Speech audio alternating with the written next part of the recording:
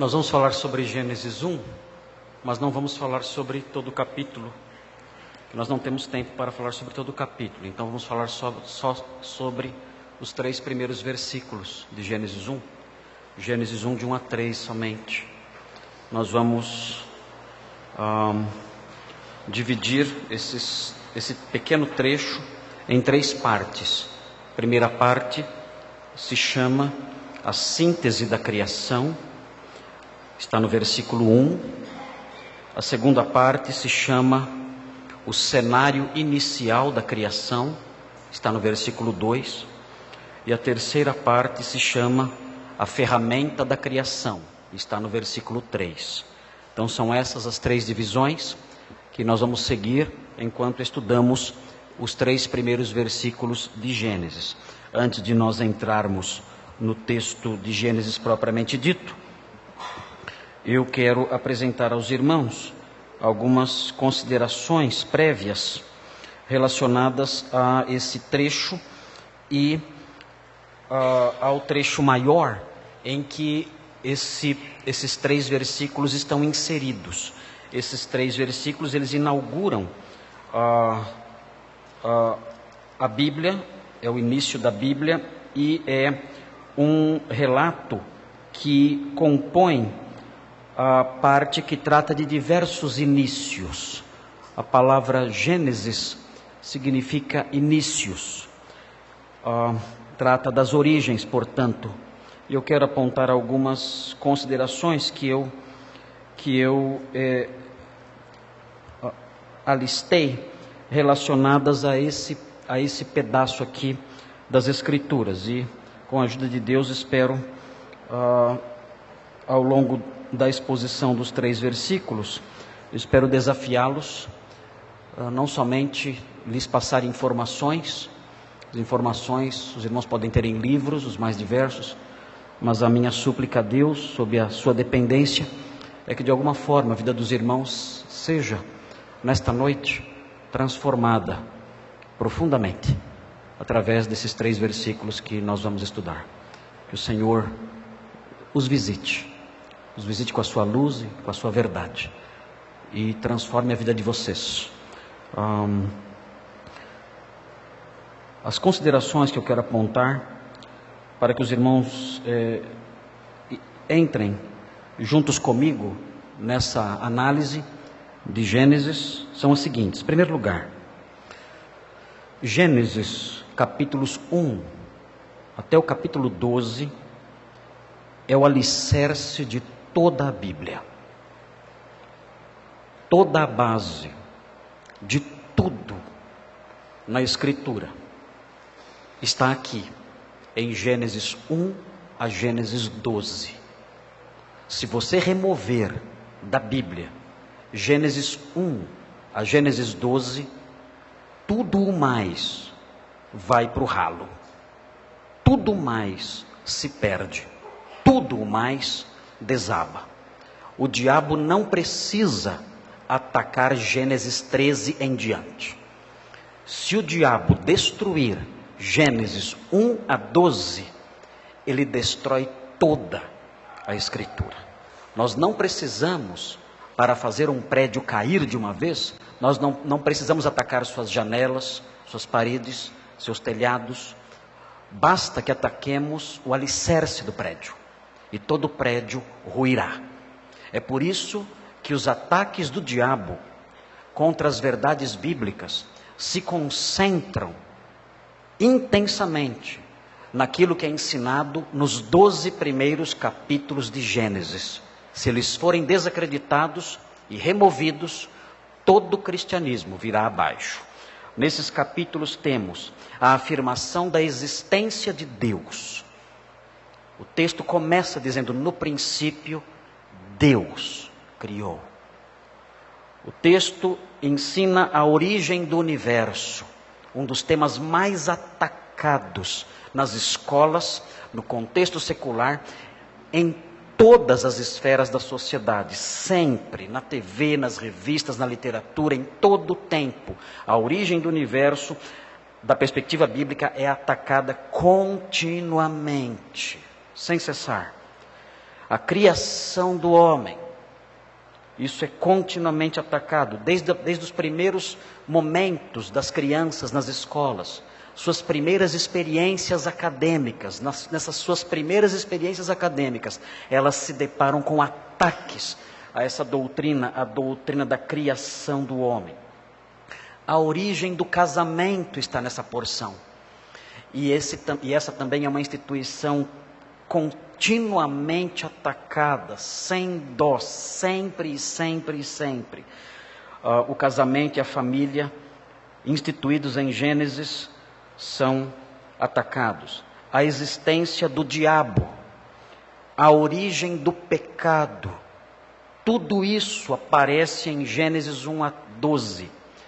E o mundo ataca isso, dizendo que essas coisas não existem, que o diabo é só uma projeção mental, mitológica, um mito apenas, nada além disso, e que o pecado não existe, é apenas um termo religioso sem sentido nenhum para o homem moderno. A origem da semente que traria salvação, a semente de Sete, que traria salvação, os ancestrais de Jesus. Também a origem do povo de Israel, em Gênesis 11, Gênesis 12, com a chamada de Abraão. Povo de Israel, de quem veio o Messias, por meio de quem toda a história da salvação se desdobraria. Tudo isso está nos capítulos 1 a 12 de Gênesis. Se esses capítulos forem removidos, tudo isso desaparecerá.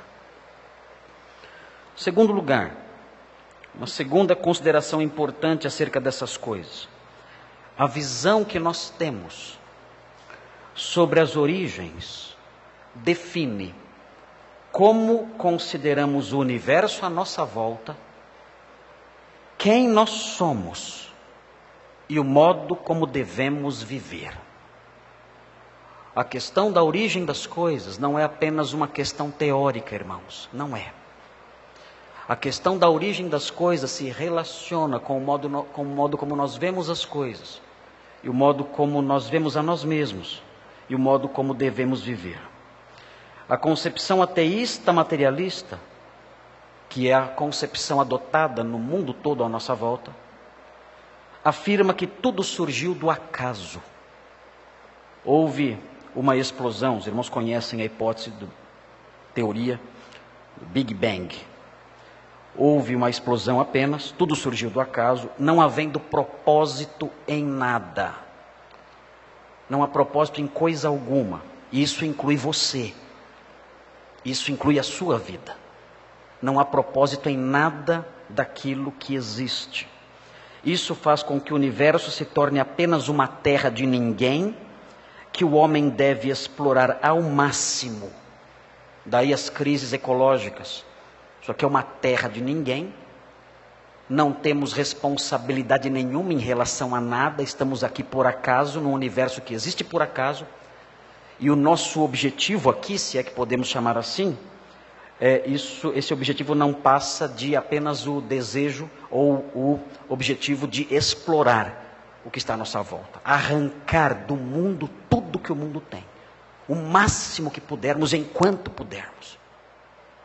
E daí nós vemos todo o caos social, o caos ecológico, o caos econômico, o caos político, o caos instalado em todas as esferas, por causa dessa visão, de que tudo à nossa volta não tem propósito nenhum. Isso impede que haja reconhecimento das bênçãos de Deus neste mundo, bênçãos que alegram o coração, e torna o coração humano, a ausência desse reconhecimento de que tudo que está à nossa volta é dado por Deus, é concedido por Deus.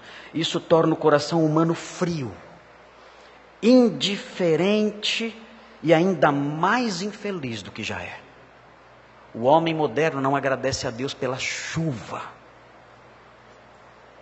Nem os crentes mais agradecem a Deus pela chuva.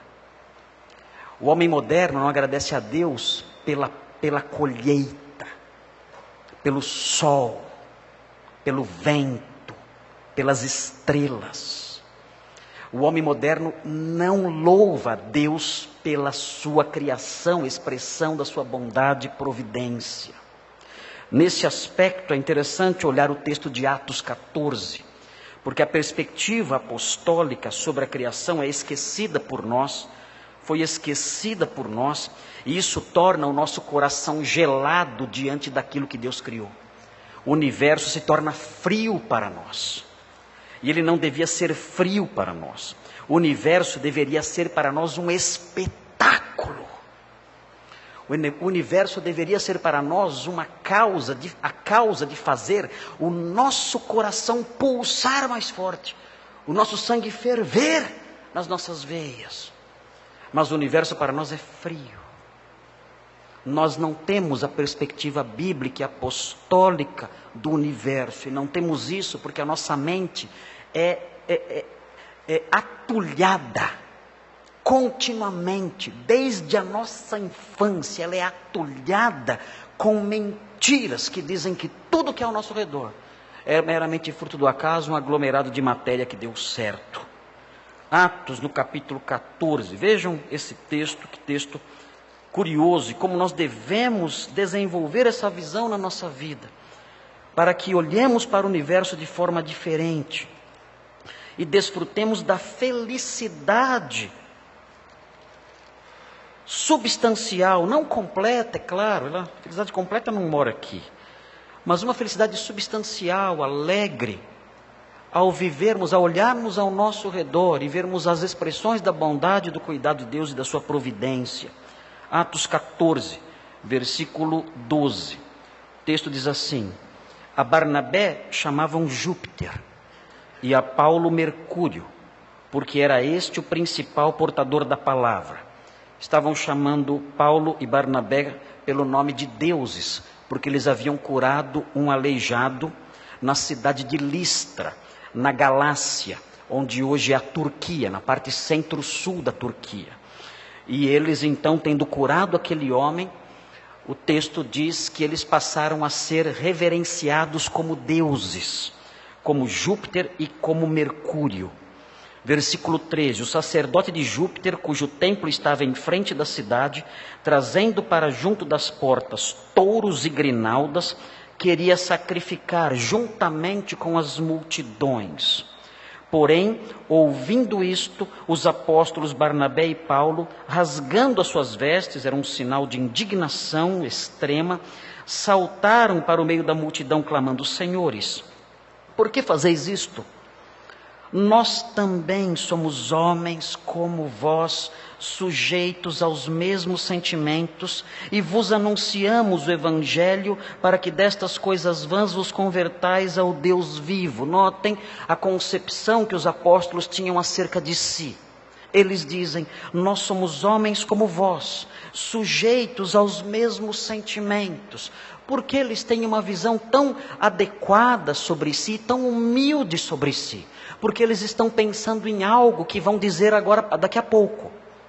Eles estão pensando em algo que estão prestes a dizer. Por que eles têm essa concepção tão equilibrada e humilde de si mesmos? Eles dizem na sequência: o Deus vivo que fez o céu, a terra, o mar e tudo que há neles.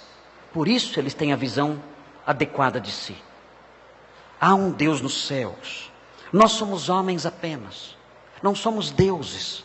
Não merecemos suas homenagens, não merecemos os seus aplausos, sua admiração. Não queremos a grandeza e as expressões de adoração e de aplauso que vocês querem nos dedicar, como se nós fôssemos pessoas grandiosas. Nós não somos. E porque eles sabiam que não eram pessoas grandiosas? Eles sabiam que não eram pessoas grandiosas, porque eles sabiam que há um Deus no céu, Deus vivo, que fez o céu, a terra, o mar e tudo que há neles. A concepção de um Deus verdadeiro, Criador, colocava os apóstolos no seu devido lugar. E mais, ele prossegue: o qual, nas gerações passadas, permitiu que todos os povos andassem nos seus próprios caminhos.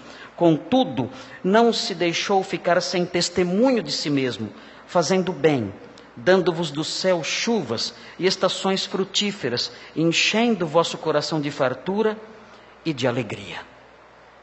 A visão dos apóstolos era essa: quando nós lembramos de um Deus Criador, que é o provedor de tudo, isso supre uma parcela da alegria que nós temos que ter para prosseguir neste mundo. Este mundo, a experiência de vida neste mundo, pode ser muito triste.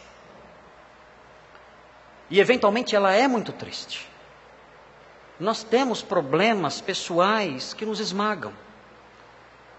Nós nunca experimentamos um coração plenamente transbordante de alegria. Nunca. E nunca experimentaremos isso aqui neste mundo. A vida é difícil. Nós enfrentamos problemas de saúde. Nós enfrentamos problemas profissionais. Nós enfrentamos frustrações que nunca serão supridas. Nós tivemos traumas e frustrações na infância que nunca serão solucionados. Nós os carregaremos para sempre. E temos que ser maduros e seguir em frente. Não temos que ficar lamentando traumas de infância, essas coisas todas, como fazem alguns fracos. Não. Nós temos problemas que transcendem, que vão além das tristezas e angústias dos nossos corações, das frustrações dos nossos corações. Nós temos problemas familiares, temos problemas no nosso casamento, temos problemas com os nossos filhos, com os nossos pais, na nossa vida acadêmica, na nossa vida profissional, financeira. Nós sempre estamos enfrentando uma parcela, algum grau de dificuldade. E o Senhor então, Ele pode suprir uma parcela da alegria de que nós precisamos. Porque muitas vezes, quando oramos a Deus, nós não encontramos na nossa experiência de vida motivos de louvor. Nós olhamos ao redor e falamos, pelo que eu vou louvar? Não tem muita coisa, então eu não vou louvar por nada, só vou pedir. Na realidade, quando nós nos deparamos com uma passagem como essa, em que os apóstolos falam sobre a provisão de Deus, então nós encontramos no universo ao nosso redor uma fonte de alegria que deve falar ao nosso coração. O Senhor é aquele que nos dá a colheita. O Senhor é aquele que nos faz participar do fruto da terra. O Senhor é aquele que faz os ventos soprarem, a chuva descer do céu, o sol brilhar, nos dando vida, suprindo as coisas básicas de que nós precisamos. E isso deve ser razão para a nossa adoração, para o nosso louvor, ainda que tudo ao nosso redor, na nossa experiência pessoal, esteja desabando. Nós sempre teremos um motivo de louvor e de alegria quando olharmos para o céu acima das nossas cabeças. Sempre teremos um motivo para dizer obrigado. Num leito de hospital eu posso abrir minha janela. Num leito de hospital eu posso abrir minha cortina e os raios de sol entrar. Eu posso dizer, Senhor, eu me alegro, que o Senhor é o Criador dos céus e da terra. O Senhor é aquele que dá vida, o Senhor é aquele que dá sustento, o Senhor é aquele que enche de luz a minha volta, que me cerca de luz, que faz a erva brotar e que faz esse cenário na minha frente. Eu posso me alegrar nisso e experimentar um pouco de alegria nesses dias maus, nesses dias difíceis. O existencialismo, por outro lado, essa concepção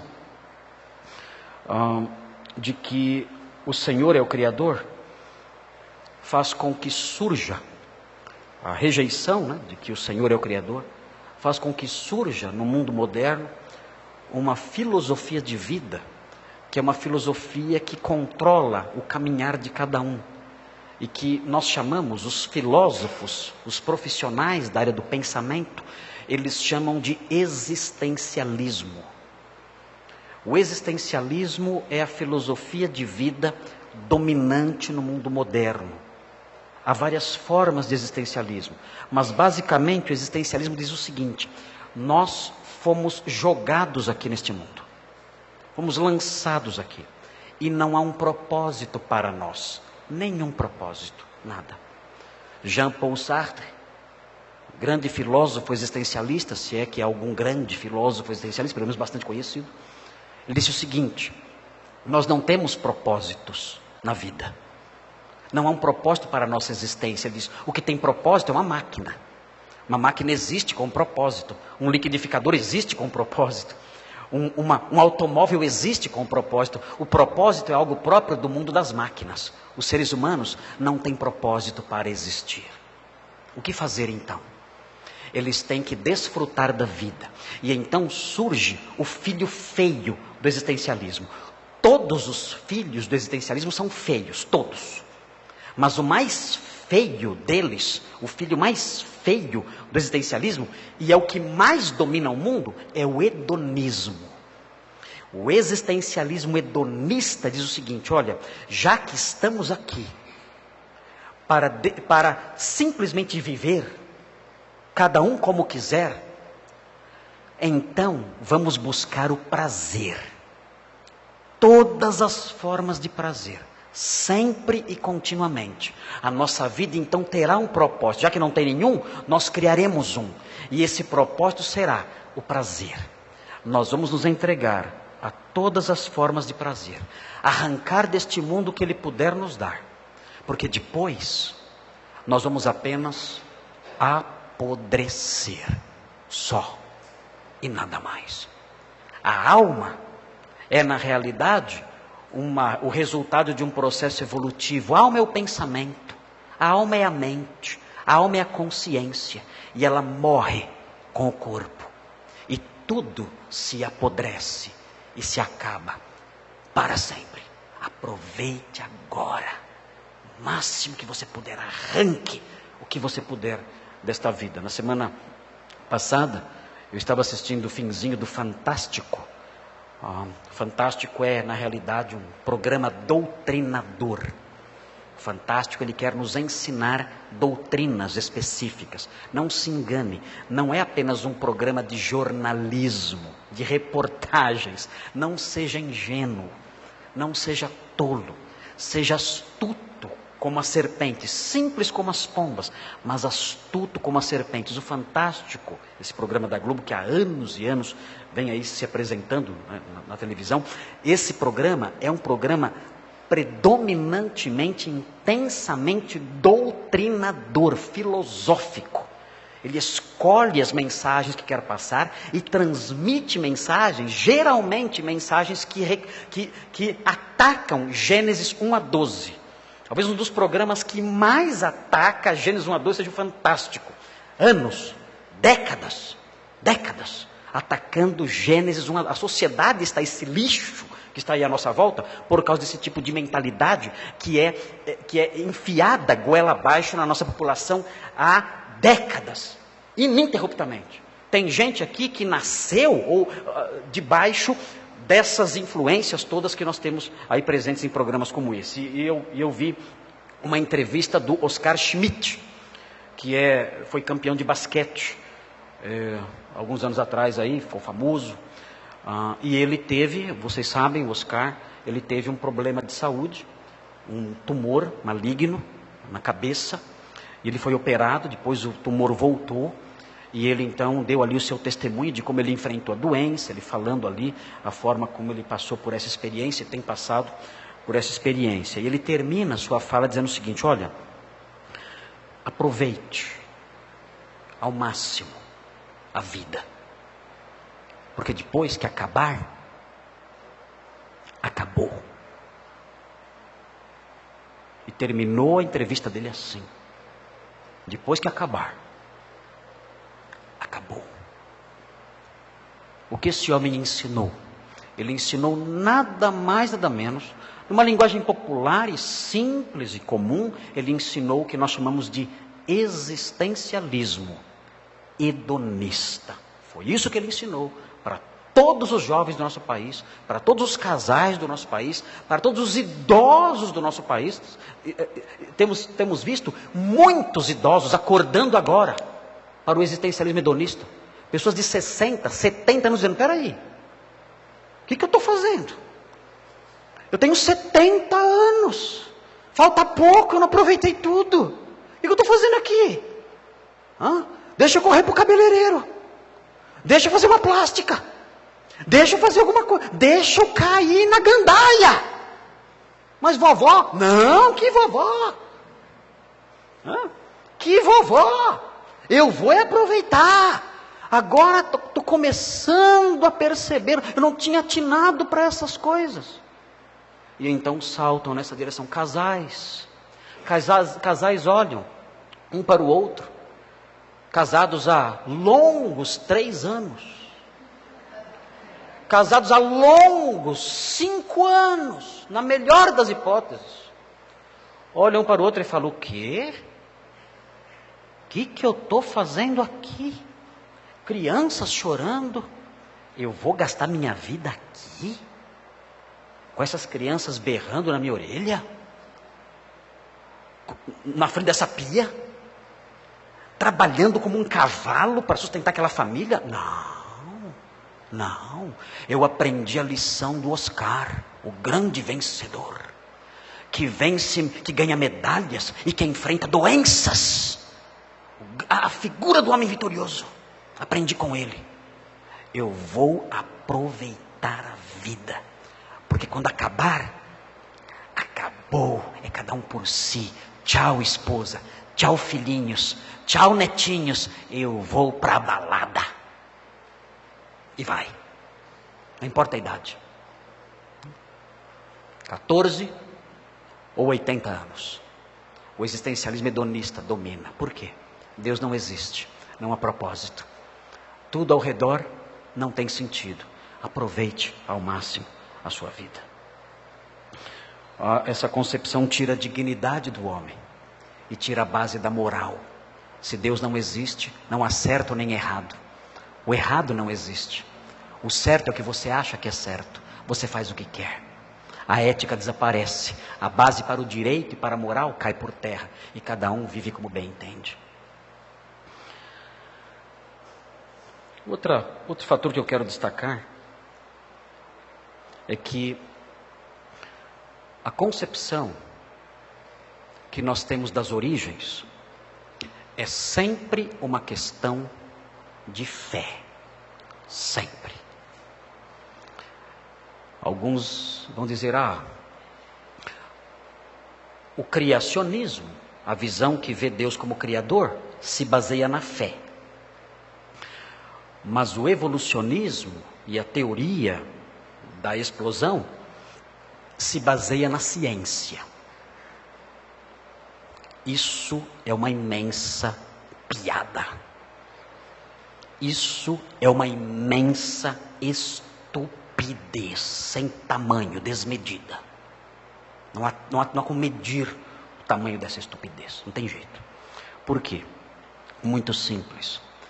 Não há como se provar cientificamente a origem do universo. Não é possível reproduzir a origem da vida, a origem de qualquer coisa, a origem da matéria num laboratório. Sempre, quando alguém fala sobre as origens, seja de que perspectiva for, sempre será uma questão de fé. O homem que diz: eu creio que o universo surgiu de uma explosão e que Deus não existe e foi tudo por acaso, ele está fazendo com isso uma declaração de fé. Ele crê nisso. Não há elementos fatuais, não há dados objetivos, não há elementos que o capacitem a construir essa concepção a partir de dados objetivos. Não há. Ele crê nisso e ponto. É fé, é pura fé. Há um livro curioso, até o nome do livro é curioso. O nome do livro é Não Tenho Fé Suficiente para Ser Ateu. É o nome do livro. Não tenho fé suficiente para ser ateu. Em que o autor mostra as razões como, para crer que o universo surgiu por acaso, é necessário ter mais fé do que um crente como nós. E os autores são Norman Geisler, que é um escritor já consagrado no campo de apologética, e Frank Turret, não sei se é assim que se pronuncia o nome dele, mas ele já não é assim tão conhecido. Eles escreveram esse livro alguns anos atrás, e dizendo isso, a tese principal é essa: as questões ligadas ao ateísmo, as convicções ateístas, são convicções baseadas na fé. Eles creem apenas, não há como você provar que aquelas coisas são reais. O ateu é um homem de fé. Em Hebreus 11, nós aprendemos isso. Vamos olhar em Hebreus 11, um texto conhecidíssimo. Os irmãos veem, Hebreus 11, de 1 a 3. O escritor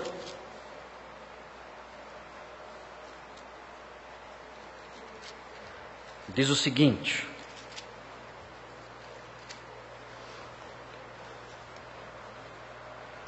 enquanto os irmãos abrem, no nosso site nós temos alguns espaços, alguns artigos criacionistas. Os jovens podem ler esses artigos. Nós temos também a indicação de um site muito interessante chamado Creation Ministries, que fala sobre a criação. São reportagens, entrevistas, são pesquisas muito interessantes sobre o criacionismo e o confronto do criacionismo com o ateísmo evolucionista. Os irmãos podem acessar esses sites e se informar e se aperfeiçoar no conhecimento dessas coisas, especialmente os jovens estão aqui. Eu sei que os jovens, eles enfrentam esses problemas continuamente. Então acessem esse site, Creation Ministries. Você se lembra o nome, Thomas, daquele missionário do Creation Ministries? Aquele que faz entrevistas na rua? Esqueci o nome dele agora. Ele faz entrevistas na rua e também faz entrevistas nas universidades. Ele é muito espirituoso, eu esqueci o nome dele agora, me ocorreu o nome dele agora. Sim. Obrigado. Ray Comfort. Não confunda com Ray Conniff, ok? Você digitar Ray Conniff, você vai ficar ouvindo músicas, não? É Ray Comfort. Ele tem, inclusive, uma entrevista que ele faz com professores ateus nas universidades americanas. Os irmãos vão ficar impressionados com o modo como ele deixa os professores ateus, homens de alto nível intelectual, PhDs, simplesmente perdidos com as perguntas que ele faz. Ele pergunta: me dê uma prova objetiva da evolução. Algo que eu não tenha que aceitar pela fé. E esses professores ficam totalmente desconcertados, sem ter nenhuma resposta. Eles falam: há milhares, diga uma. São várias, diga uma só. Não tem muitas, diga uma. E nada vem, nada. Então, os irmãos poderão conhecer isso através do acesso a esse site, Creation Ministries, Ray Comfort. Ele é muito inteligente, muito perspicaz, os irmãos vão gostar muito dos vídeos dele, são até engraçados. Eu, quando assisto, dou muita risada, porque acho muito engraçado. Ele é uma figura engraçada também. Os irmãos vão gostar do Ray Comfort. Hebreus 11, de 1 a 3. O texto diz assim: ora, a fé é a certeza de coisas que se esperam, a convicção de fatos que se não veem. Pois pela fé os antigos obtiveram bom testemunho. E aí vem o versículo 3. Pela fé entendemos que foi o universo formado pela palavra de Deus. Vejam, pela fé nós entendemos isso. Não temos como verificar. Não temos como ir lá e olhar. Não temos como reproduzir isso e ver se isso aconteceu mesmo. Não temos. Nós aceitamos isso pela fé, da mesma forma que os ateus aceitam, que surgiu por acaso, também pela fé. E o texto prossegue dizendo: de maneira que o visível veio a existir das coisas que não aparecem, a criação ex nihilo. E a última consideração que eu quero fazer é a seguinte: isso às vezes deixa, especialmente os jovens na universidade, deixa os jovens um pouquinho desconcertados. Tem um artigo, uma série de artigos que eu escrevi para as pastorais, que talvez ajude os jovenzinhos na escola. Eu sei que alguns jovenzinhos aqui na escola usaram esses artigos que eu escrevi há algum tempo atrás e conseguiram impor ali, no bom sentido, conseguiram se situar no meio da classe e diante do professor e serem um pouco mais respeitados ao adotarem os argumentos que estão naquele artigo, que não são argumentos meus, aquilo a gente aprende nos livros por aí afora. Mas o nome da série de artigos é Confissões de um Ateu Sincero. São 3 artigos. Confissões de um Ateu Sincero. Eu acho que os 3 artigos estão compilados num só. Então eles viraram um só. Então você acessa o site da igreja e procura Confissões de um Ateu Sincero. E lá você tem então alguns argumentos que você pode usar na sua escola ou nas conversas com seus amigos, no contexto acadêmico. Mas o outro fato que eu quero destacar é que há muitos intelectuais ateus, muitos, grandes cientistas, prêmios Nobel, que são ateus, homens de destaque, biólogos, cientistas, astrônomos, pessoas respeitadas no ambiente acadêmico e que são ateus. E isso tem sido usado para desacreditar o cristianismo, como se o cristianismo fosse apenas uma crença de pessoas de baixo nível intelectual, de pessoas iletradas. Esse ataque contra o cristianismo é feito desde o século II.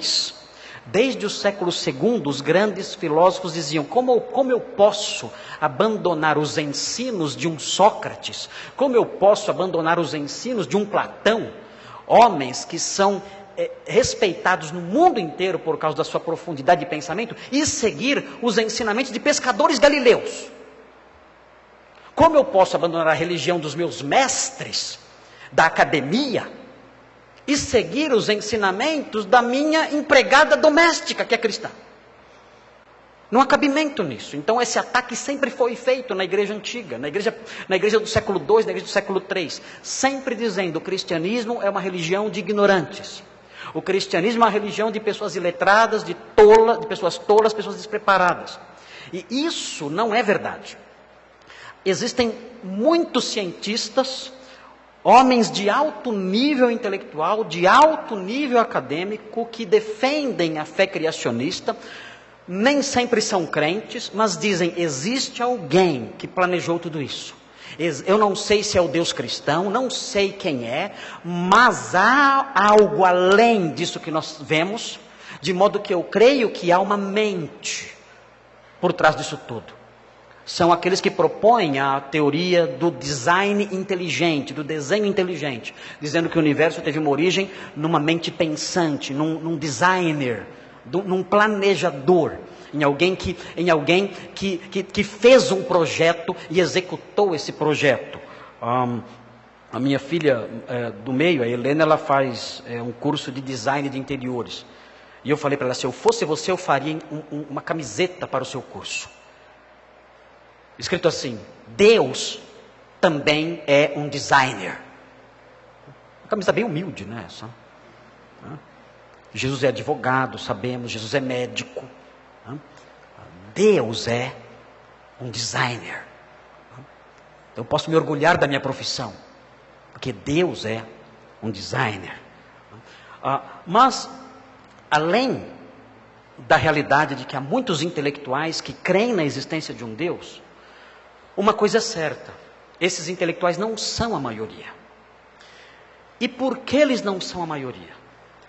O fato deles não serem a maioria é uma afirmação que parte dos próprios cristãos.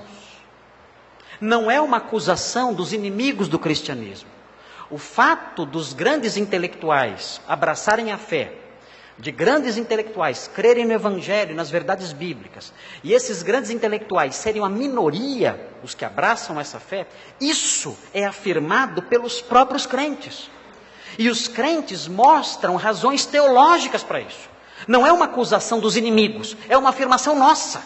O apóstolo Paulo afirmou isso. Vejam 1 Coríntios 1:20. Esse argumento não deve ser usado para desacreditar a fé. Pelo contrário, o fato dos grandes poderosos, dos sábios deste mundo, não abraçarem os ensinos cristãos, os ensinos bíblicos, isso deve ser motivo para que nós creiamos na veracidade desses ensinos, não na falsidade deles. Vejam 1 Coríntios 1:20. Vejam o que o apóstolo Paulo diz aqui sobre isso. Ele fala: onde está o sábio?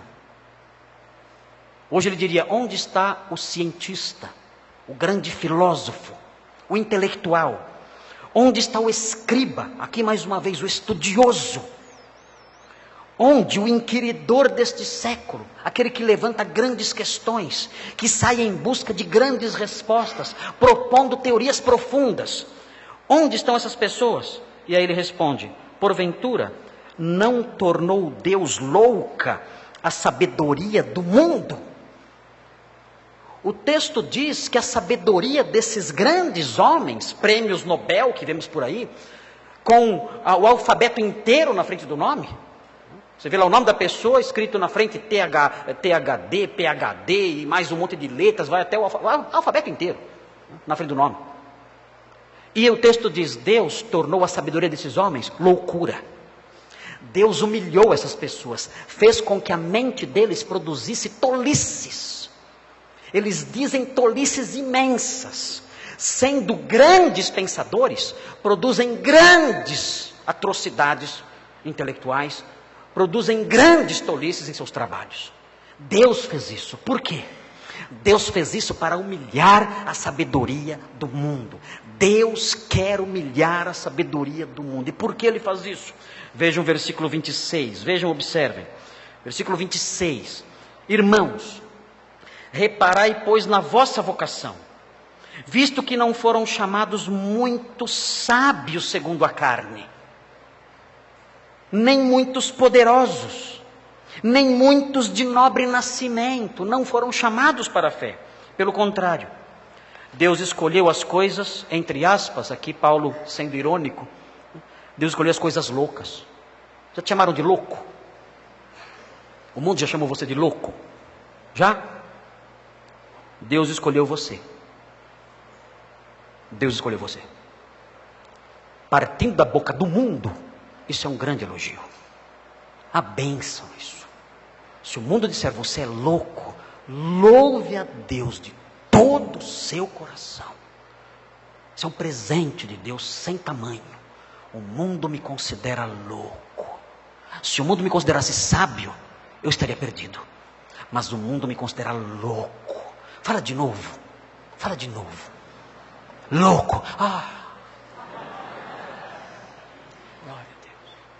Glória a Deus. Eu sou louco. Isso saiu da sua boca. Isso para mim é uma grande honra dada por Deus. Deus escolheu as coisas loucas do mundo. Para quê? Para envergonhar os sábios. Aquela senhorinha que nunca foi numa escola e que abre a janela de manhã e diz: Senhor, obrigado por sua criação. Essa mulher experimenta uma alegria e uma satisfação naquela manhã que o sábio nunca experimentará. Nunca. Essa senhorinha, ela envergonha o prêmio Nobel de biologia. Ela envergonha os grandes cientistas de Oxford, de Harvard. Ela envergonha esses homens com a sua alegria, a sua satisfação e a sua sabedoria sem fim. Deus escolheu as coisas fracas do mundo para envergonhar as fortes, e Deus escolheu as coisas humildes do mundo e as desprezadas e aquelas que não são, para reduzir a nada as que são, a fim de que ninguém se vanglorie na presença de Deus. Não estranhe. Não estranhe se na escola disserem: essas crenças de criacionistas são coisas tolas de gente iletrada. Não estranhe isso, porque são mesmo.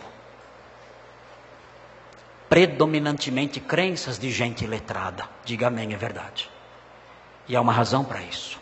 Deus quis que fosse assim, para humilhar a mente dos sábios deste mundo. Não se assuste com esses argumentos, nem estranhe diante dessa realidade. Deus quis que fosse assim. E se alegre por pertencer à facção, ao grupo dos fracos, loucos, insensatos e desprezados. É uma honra isso. Nós temos que nos alegrar com isso. Muito bem. Então vamos começar o sermão agora. Brincadeira. Estou brincando com vocês. Eu quis apontar essas considerações preliminares. Até porque eu mencionei aqui o desprezo que nós sofremos no contexto acadêmico. Mas não é só no contexto acadêmico que nós sofremos esse desprezo. Nós sofremos esse desprezo dentro da nossa casa. Em casa nós sofremos. Nossos parentes dizem que nós somos burros, ignorantes e loucos. Eles falam isso. Nós ouvimos isso sempre, continuamente. Não fique mais magoado. Não fique magoado mais. Se alegre. Peça para dizer de novo. Repita, por favor. Vindo de você. Esse é o maior elogio que um crente pode ouvir. Vindo de você. É uma honra para mim escutar. Muito bem, vamos caminhar um pouquinho mais. Eu prometo que eu vou parar se o tempo avançar muito. Eu paro. Né? Veja aí, no versículo 1, a síntese da criação. Há uma síntese aqui. O versículo 1 é um resuminho. É um resuminho de tudo que ele vai depois detalhar.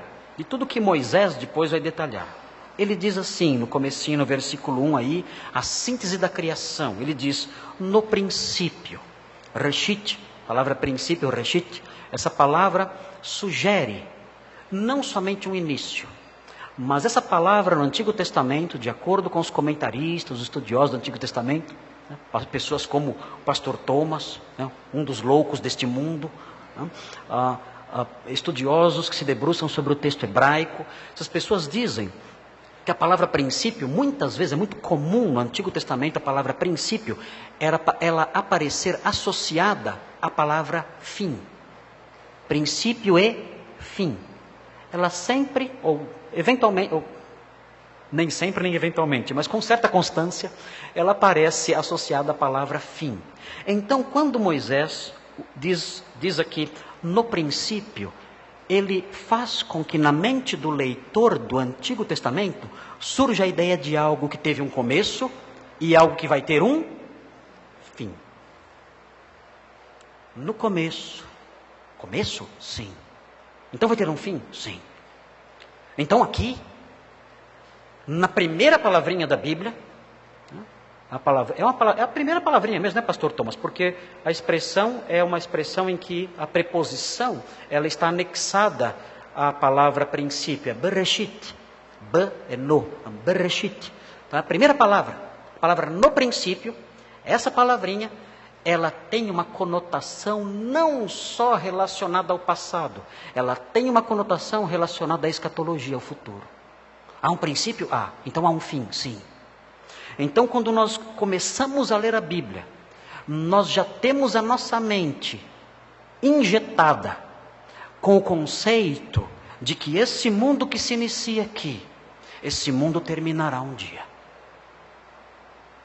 Então, nós aprendemos a ler essa palavrinha, não somente a olhar para o passado, mas aprendemos a olhar para o futuro. Nós temos um sentido na vida, porque o Senhor criou tudo no princípio e temos um propósito final. O Senhor um dia colocará fim a isso tudo. De modo que não podemos nos apegar a tudo aquilo que ele vai narrar como sendo criado aqui. E esse princípio de que o texto fala é o princípio da criação e o princípio da história. A história começa aqui. Esse é o início da história. Aqui Deus cria o tempo. Deus cria o espaço, Deus cria a matéria, Deus cria todas as coisas. Então se inicia a história humana. Por que isso é importante? Porque nós, na nossa realidade, nós vivemos nesse contexto. Nós vivemos num contexto de tempo, de espaço, de matéria. Nós vivemos assim.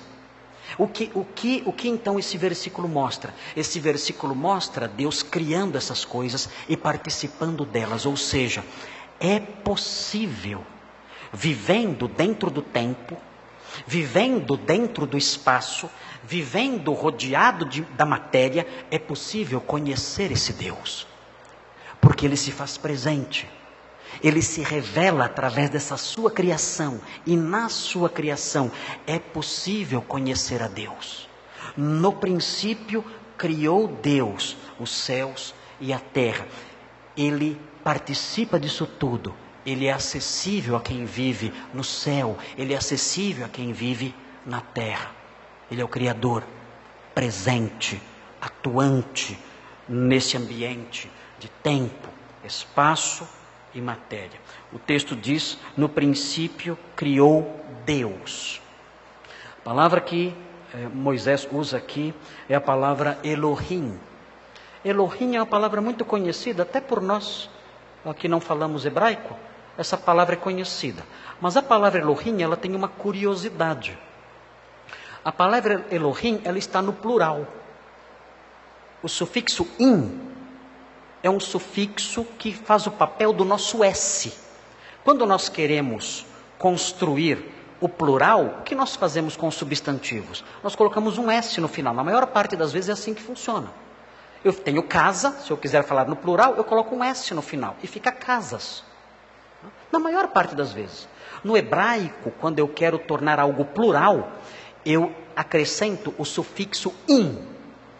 Então eu tenho Deus, Eloh ou Elohá, e com o sufixo in fica deuses. Elohim. A única exceção é quando tenho ain. Ain é um dual, é um plural para dois só. Então, por exemplo, Maaná. Maaná é acampamento. Maanaim.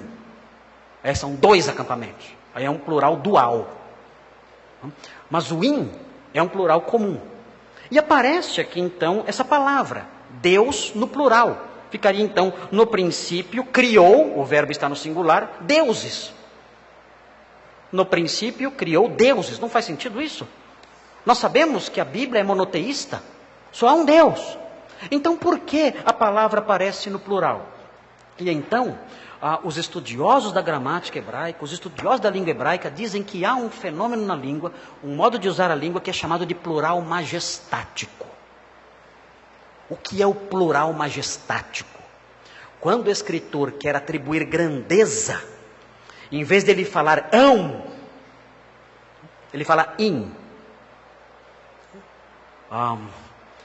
No princípio, criou, e aí ele quer falar de um Deus imenso, de um Deus que vale por 2, de um Deus que vale por 3, de um Deus que vale por 1000. E ele fala, no princípio criou, Elohim, aquele que é um, mas vale por milhares. É o plural majestático. Então, o texto impinge na mente de quem lê a primeira linha a noção de uma grandeza ilimitada. Infelizmente nós perdemos um pouco isso na língua portuguesa. Mas no texto original impinge na mente do leitor uma ideia de grandeza ilimitada. Os israelitas foram os primeiros a ler esse texto, depois que saíram do Egito. Eles tinham que ter ideia de que o Deus que os estava libertando, de o Deus que eles estavam servindo, era um Deus inigualável, singular, sem par, quando comparado com os deuses do Egito. Ele era o Elohim, o Deus que valia por milhares, o Deus que é tão grande que o seu nome está no plural, porque ele não vale por um só, ele vale por milhares, por milhões. E então, diante da primeira linha da Bíblia, o leitor então se curva. O primeiro movimento que o leitor faz, assim que ele lê as primeiras linhas da Bíblia, Bereshit, Bara, Elohim, ele tomba. Ele tomba diante da majestade dele. No princípio, o Elohim, o Deus grandioso, criou. E então o leitor se vê apequenado diante dessa grandeza transmitida por esses termos. Ele então se curva. E as 3 primeiras palavras então preparam o seu coração para o que vem a seguir. A sua obra grandiosa, o seu infinito poder. E vai moldando e amolecendo o coração para criar adoradores. As 3 primeiras linhas servem para começar a narrar a criação do universo. E servem para começar a criar adoradores. Eu tenho que ler isso de joelhos. Isso tem que me prostrar. Ele é o Elohim, o Criador, o que formou as coisas todas, os céus e a terra. Não dá tempo de entrar em outros textos, mas os irmãos têm mais detalhes disso em João 1, de 1 a 3, em Colossenses 1, 15 a 17. Vocês podem ler esses textos em suas casas. Esses textos falam da participação do Senhor Jesus nesse momento. Esses textos mostram o Senhor Jesus atuando na criação também. João 1, de 1 a 3, no princípio era o verbo estava com Deus. Nada do que foi feito se fez sem o verbo. Colossenses 1, 15 a 17 falam disso também, do Senhor atuando como primogênito da criação. E os irmãos devem ler esses textos em casa, senão eu não consigo terminar. E o texto então prossegue, depois de resumir a criação, ele apresenta o cenário inicial da criação. E aqui então, nós temos dados interessantes. O texto diz: a terra, porém, era sem forma e vazia. Essa expressão, sem forma e vazia, sugere a ideia de caos. E se os irmãos continuarem lendo, verão outros elementos aqui. Trevas. Trevas assustam, hein? As trevas assustam. Escuridão. Sem forma e vazia dá uma ideia de desolação, de algo inabitado e inabitável. É uma endíades. Eu já ensinei para os irmãos o que é uma endíades. Não vou ensinar de novo. Ouçam os sermões anteriores que tem lá o que é. Mas há uma endíades aqui, para retratar a ideia de desolação, de caos, de destruição, de devastação. Tohu vabohu é a expressão em hebraico. Tohu vabohu é um cenário caótico de destruição, de desolação. E além disso, há trevas. E é mencionado um abismo escuro. Não há nada de bonito nisso aqui. A desolação, o caos, as trevas, o abismo, e o texto fala sobre águas. As águas primevas.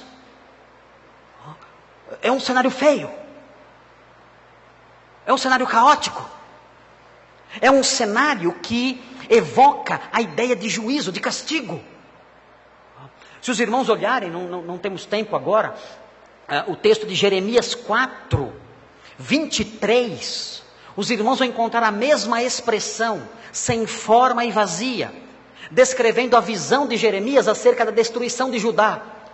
Os babilônios viriam e destruiriam Judá e suas cidades, e Jerusalém e tudo mais. E ele diz: e a terra, eu vi a terra sem forma e vazia.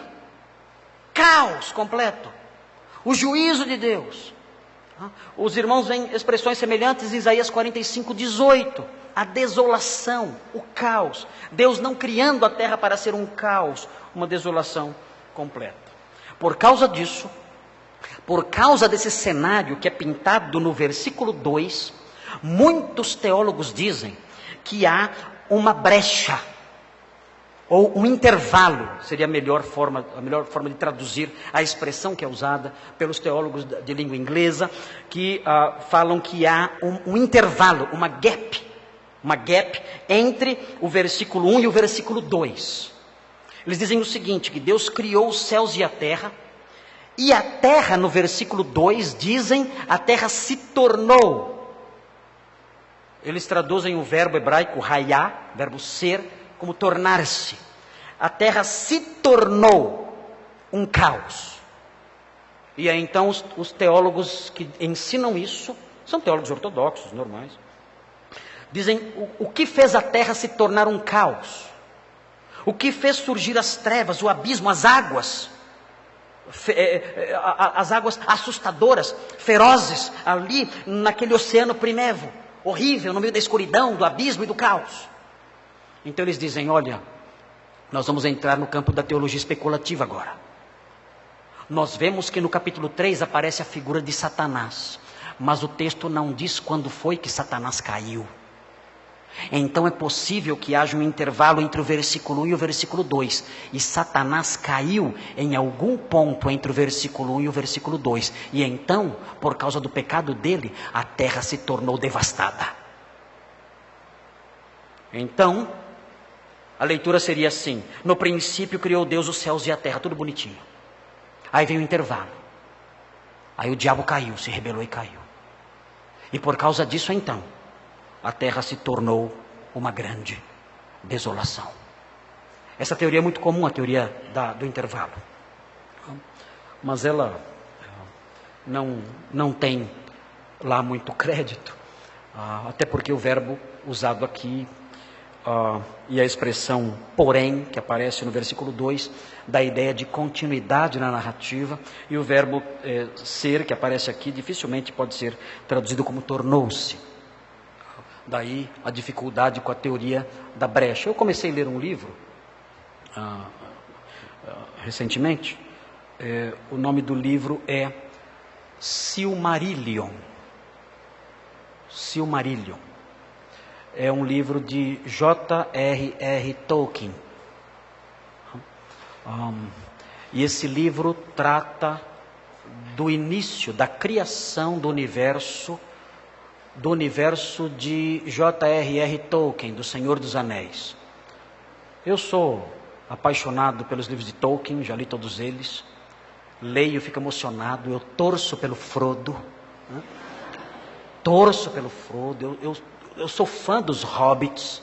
Eu quero muito ser um hobbit. Eu oro, Senhor, faz de mim um hobbit. Faz de mim um hobbit. Eu quero ser um hobbit. Eu falo para a Sofia, que ela é menor em casa, eu falo, filha, nós temos que ser hobbits. E ela concorda, sim, papai, vamos ser hobbits. Nós somos pequenos, mas nós temos que destruir o anel do mal. Temos que subir a montanha, temos que ir ao vulcão, temos que ser corajosos. Somos hobbits, pequenos, fracos, mas temos que ter forças para continuar e lutar contra o mal, contra Sauron, contra a terra da escuridão, contra Mordor. E somos fãs e lemos juntos os livros. Ela lê, eu leio também. Ela está lendo agora o terceiro livro, eu acho, não sei se é o terceiro ou o primeiro. Lemos juntos o Hobbit, que é a história que antecede o Senhor dos Anéis. E agora estou lendo a criação do universo, de J.R.R. Tolkien, que é Silmarillion. E ele fala sobre as origens, inclusive sobre a origem do mal. Acho que poucas vezes eu li algo tão bonito como aquilo. Os irmãos têm que ler essas coisas, não é possível. Os irmãos têm que ler isso, não é possível que vocês fiquem assistindo Netflix o dia inteiro, vendo lá, sei lá. Não é possível. É uma narrativa tão linda, tão rica, em que ele fala que o universo... Vejam a criatividade desse gênio, do Tolkien. Ele fala que o universo, ele começou com a música. Então, os anjos, tem os nomes certos dos anjos, os anjos começaram a pronunciar melodias. E Deus, então, deu visibilidade e materialidade às notas musicais. Ele materializou as melodias. E então esse mundo é isso, é música materializada. Mas, entre os cantores, um anjo começou a emitir notas dissonantes. Uma música feia no meio da melodia. E então surge a rebelião. Um anjo começa a cantar uma música feia, repetitiva, um funk.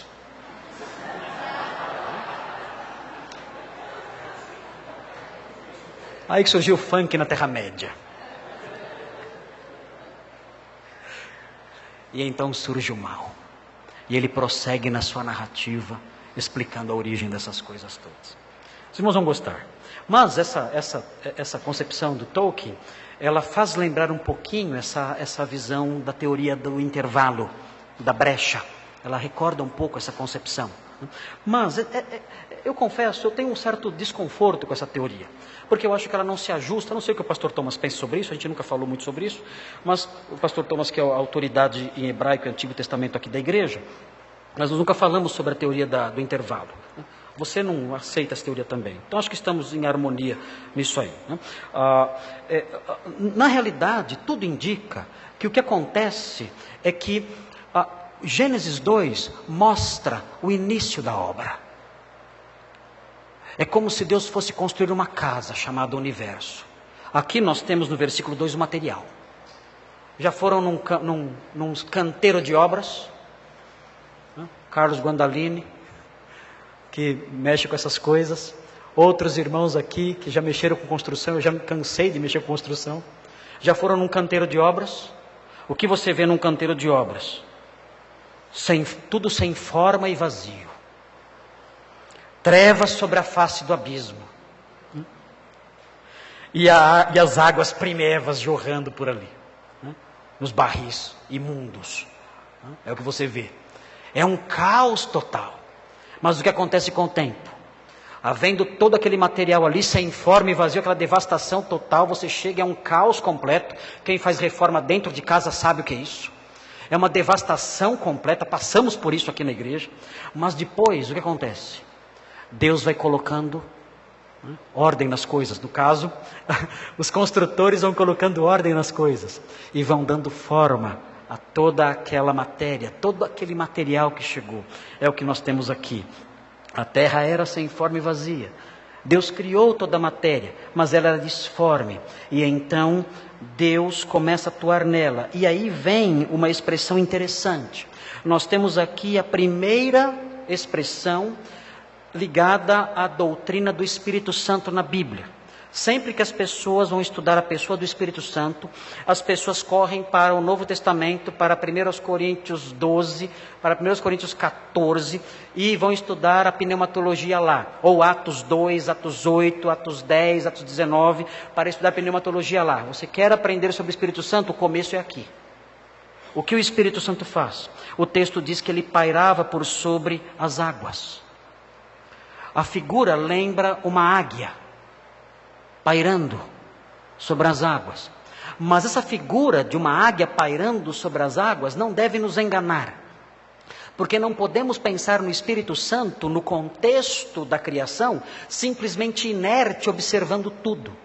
Nós temos que pensar no Espírito Santo no contexto da criação, pairando e atuando. É o Espírito Santo que, de acordo com o Salmo 104, 29 e 30, é o Espírito Santo que dá vida às coisas. E quando nós vemos Isaías 40, 12, 13, nós aprendemos que o Espírito Santo mede as águas, os oceanos, aos palmos. Ou seja, ele pesa os montes na balança. O que nós temos é um Espírito atuando no meio daquele caos, colocando ordem nas coisas. É o Espírito Santo que, em meio a toda aquela devastação, em todo aquele caos inicial, primitivo, é Ele que se aproxima, que paira sobre o abismo, que paira sobre as águas, e através de quem a criação começa a tomar forma. Ele organiza. Abre parênteses. Esse é o Espírito Santo. Ele organiza. Ele não é o espírito do caos. Não é o espírito da baderna. Não é o espírito da bagunça. Ele é o espírito da organização e da beleza, do cosmos e não do caos, da ordem e não da desordem. Se esse espírito que é adorado pelas igrejas pentecostais e neopentecostais fosse o Espírito Santo, o universo até hoje seria sem forma e vazio. Até hoje o universo haveria trevas sobre a face do abismo, e o oceano primevo lá, totalmente em meio a essa deformidade, devastação e vazio. O Espírito Santo de que a Bíblia fala é o Espírito que organiza, é um Espírito doce, sereno, pacífico, amoroso, ordeiro, que consola, que constrói, que edifica, que trabalha pondo ordem no caos e não transformando tudo em caos. Nós vamos em igrejas em que há uma baderna completa, e quando vemos tudo aquilo, eu já testemunhei isso várias vezes, pessoas girando como loucas, desfigurando o rosto, grunhindo como animais, e outros gritando lá na frente. Quem grita mais é mais santo, quem não grita não é santo. Então eu tenho que mostrar que sou santo, tenho que gritar bastante, eu tenho que mostrar que o Espírito Santo está sobre mim, então eu tenho que berrar o máximo possível. porque então eu vou mostrar para todo mundo ao meu redor que o Espírito Santo habita em mim e trabalha em minha vida. Essa concepção blasfema do Espírito Santo, essa visão de que o Espírito Santo faz isso, é uma visão que contraria totalmente o ensino bíblico sobre o Espírito Santo. O Espírito Santo vê o caos, ele vê o torru vaborru, algo sem forma e vazio. Ele vê a escuridão, as trevas, a agitação das águas. E ele vem e paira sobre tudo. E inicia a sua obra de dar vida e de organizar tudo. Sua vida é um caos? Sua vida é um caos? Eu preciso de uma terapia. Você precisa do Espírito Santo. Se sua vida é um caos, sem forma e vazia, se sua vida emocional é um caos, se sua vida financeira é um caos, se seu casamento é um caos, se seus relacionamentos são caos, trevas, águas agitadas, vazio, desolação, o que você precisa é do Espírito que paira sobre o caos e organiza tudo. Essa é a primeira lição de pneumatologia que emana da Bíblia. O Espírito Santo conserta o caos, transforma a sua vida. E é disso que você precisa. E nós só recebemos o Espírito Santo quando nós cremos em Jesus Cristo. Quando nós cremos em Jesus Cristo, Ele concede o Espírito Santo. E o Espírito Santo vem e Ele paira sobre a face das águas, sobre o caos do coração, sobre o abismo da alma, sobre a escuridão da mente. Ele paira ali e começa uma obra de transformação poderosa, infinita, forte, espiritual, e vai mudando a sua vida ao longo do tempo. É desse Espírito que você precisa na sua vida, que põe ordem no universo e que pode pôr ordem na sua vida também. E o texto diz, no final, versículo 3, que Deus disse: haja luz e houve luz. O primeiro fator a se destacar aqui é a facilidade. Deus não encontrou dificuldade nenhuma, nada, e nem oponentes. No Egito existiam muitos deuses brigando entre si. No panteão greco-romano, mesma coisa, séculos mais tarde, os deuses brigando entre si. Aqui não. Aqui nós temos um Deus singular, falando e acontecendo, sem nenhuma oposição. Não um Deus do mal dizendo: vou destruir tudo, não. Ele fala e acontece. É o que nós chamamos de criação ex nihilo. Criação ex nihilo é a criação do nada. Ou a criação pelo fiat. Criação pelo fiat é a criação pelo faça-se. Em latim, fiat lux. Faça-se a luz. E então, a luz. É a criação pelo fiat. É o que nós temos aqui. Isso mostra que essa prerrogativa é de Deus apenas. Só Deus fala e acontece. Só Deus diz haja e há. Nós não podemos fazer isso. Nós não podemos dizer haja e haver. Não tem como isso acontecer, não somos deuses. Essa é uma prerrogativa somente de Deus. Se os irmãos forem em algumas igrejas, vão ver o pastor falando assim: olhe para o seu irmão ao lado e diga a ele. E vem lá uma frase. De onde inventaram isso? De onde vem essa prática estranha? Deixa todo mundo até meio sem jeito, né? Você olha a pessoa do lado, você nunca viu na vida. E tem que falar uma frase para ela. A frase que o pastor disse, você tem que repetir. Aí você fala para ela, né? Alguma coisa lá, uma palavra de vitória, né? É super constrangedor. E além de constrangedor, é baseado numa grande heresia. Essa prática se baseia na ideia de que o crente tem poder nas suas palavras. Não somente o crente, mas qualquer pessoa tem poder nas suas palavras. Há um livro que foi escrito há uns 20 ou 30 anos atrás, chamado Há Poder em Suas Palavras. Se você falar, acontece. Aqui nós aprendemos que Deus tem esse poder. Nós não. Eu posso olhar para a pessoa ao lado e falar o que eu quiser. Não vai mudar nada. Não adianta eu declarar uma coisa que isso não vai ter nenhuma influência alterando a realidade ao meu redor. É Deus quem fala e muda tudo. E isso, além do fato de que o termo Elohim nos joga ao chão, prostrados diante da sua grandeza, quando eu leio, disse Deus, haja luz e houve luz, isso faz com que eu perceba a sua grandeza e o seu poder operando no universo ao redor.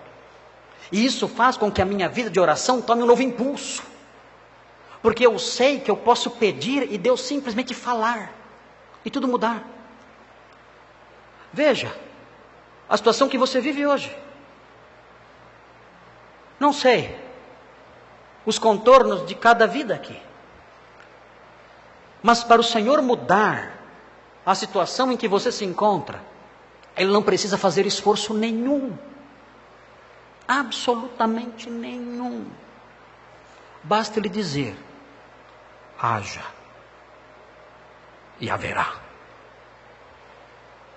Basta Ele dizer, basta Ele olhar para o seu coração atordoado, atormentado, e dizer: haja paz, e haverá paz.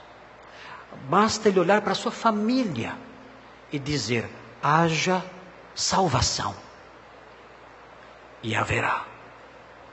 Basta Ele olhar para o seu corpo e dizer: haja cura, e haverá. Nada é impossível para Ele. Ele fala e acontece.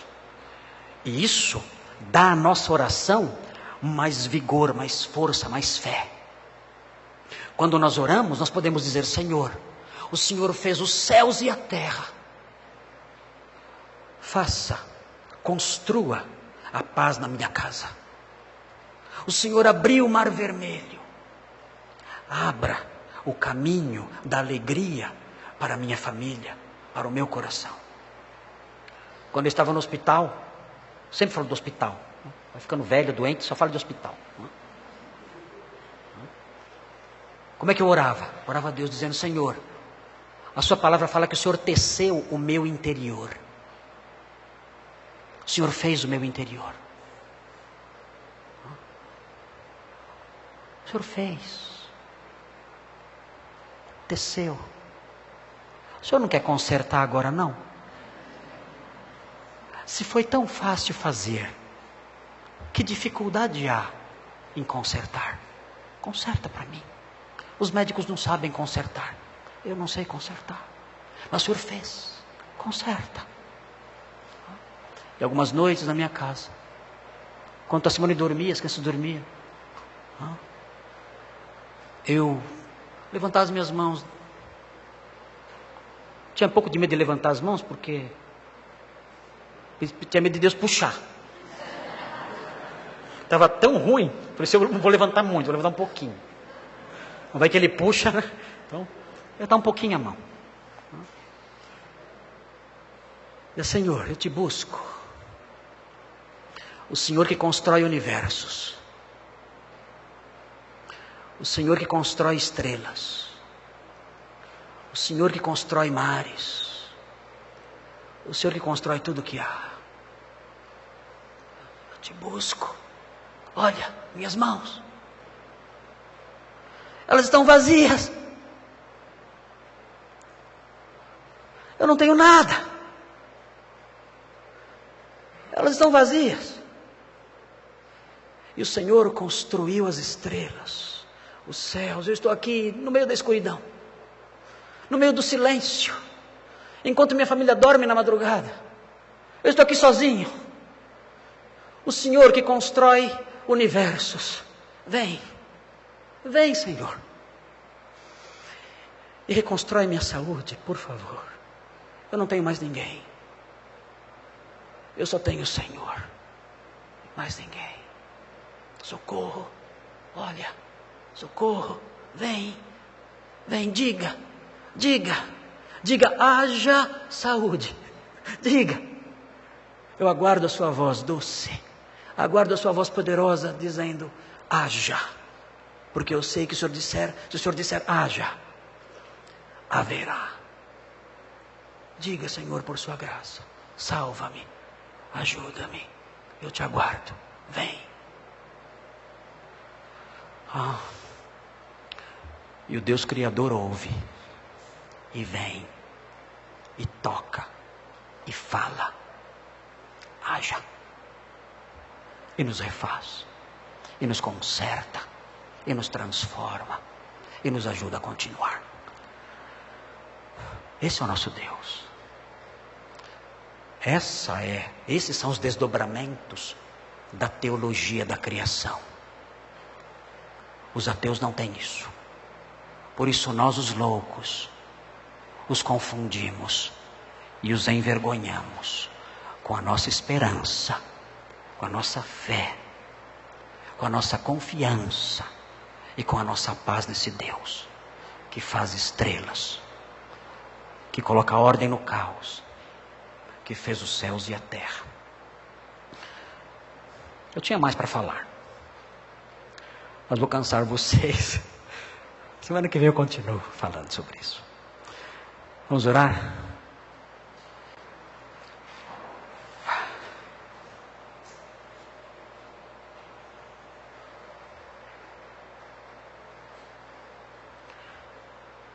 Senhor, eu te amo.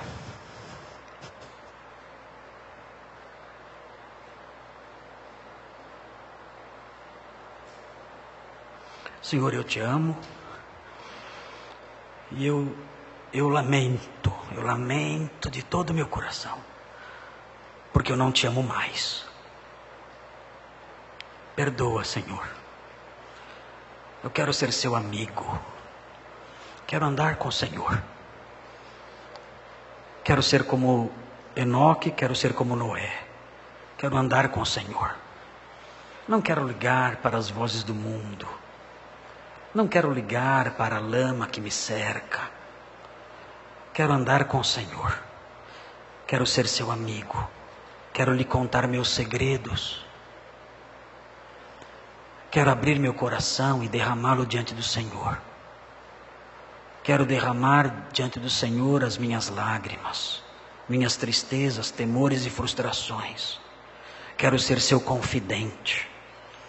Quero caminhar do seu lado. Me perdoa, porque eu sou distante. Me perdoa porque não amo o Senhor como deveria amar. Tem misericórdia de mim e me ajuda a amá-lo mais. E eu peço pelos meus irmãos aqui, porque o Senhor, na sua graça, eu não entendo como e nem porquê,